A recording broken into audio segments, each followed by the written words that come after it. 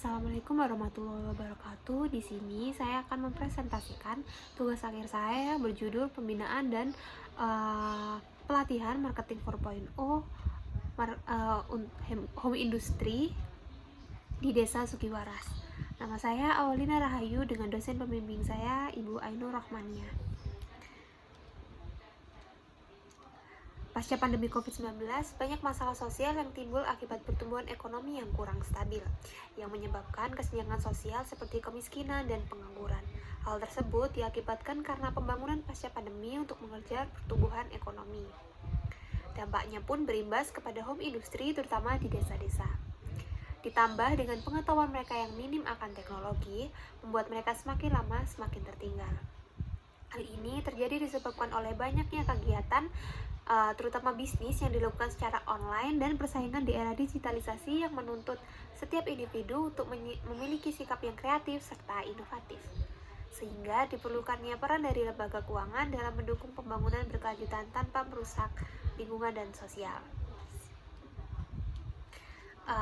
Rumusan masalah dari tugas akhir saya ini adalah bagaimana upaya pemerintah untuk dapat meningkatkan kesejahteraan masyarakat akibat pertumbuhan ekonomi yang tidak merata di era digitalisasi pasca pandemi. Program ini dilakukan oleh Bank BTN dalam program tanggung jawab sosial dan lingkungan dalam pengembangan UMKM. Metode yang dilakukan pertama adalah observasi masalah, itu masuk di tahap utama, tahap pertama, tahap 1, setelah itu tahap pelaksanaan, itu ada proses kegiatan pembinaan dan pelatihan. Setelah itu di tahap terakhir ada evaluasi proses dan hasil.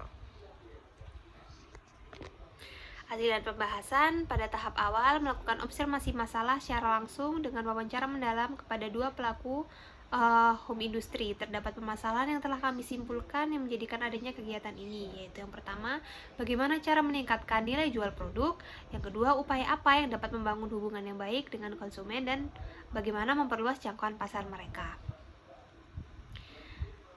Tahap pelaksanaan yang mana merupakan proses kegiatan pembinaan dan pelatihan. Ini adalah tahap kedua, yaitu metode ceramah. Pertama, mereka menggunakan metode ceramah untuk melakukan pembinaan. Setelah itu, ini adalah gambar dari pelaksanaan pembinaannya, dan ini adalah hasil dari pelatihannya. Dan di tahap terakhir, seluruh rangkaian program ini adalah evaluasi terhadap kegiatan yang telah dilakukan sehingga dapat menghasilkan capaian yang diinginkan. Yang pertama, capaian yang diinginkan adalah peserta paham akan pemasaran berbasis digital serta tetap menjalankan pemasaran tradisional. Jadi, strategi pemasaran online dan offline-nya tetap berjalan. Lalu, realisasi dari branding medsos di Instagram, desain banner untuk media promosi, rebranding desain untuk packaging produk, serta marketplace untuk berjualan. Ini adalah hasil dari Instagram dan banner. Ini adalah hasil dari rebranding, packaging design, dan pembuatan marketplace Shopee.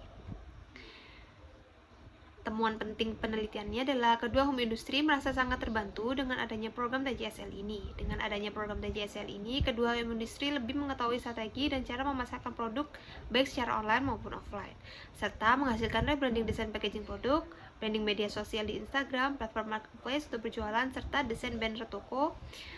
Saat itu, adanya program ini berhasil menumbuhkan ide-ide kreatif bagi peserta dalam menghasilkan strategi pemasaran marketing 4.0 yang diharapkan dapat bersaing di tengah kecanggihan teknologi. Dengan begitu, dapat membantu memperbaiki dan mendorong pertumbuhan ekonomi agar meningkatkan kesejahteraan masyarakat. Manfaat dilakukannya kegiatan ini adalah pelaku home industry dapat meningkatkan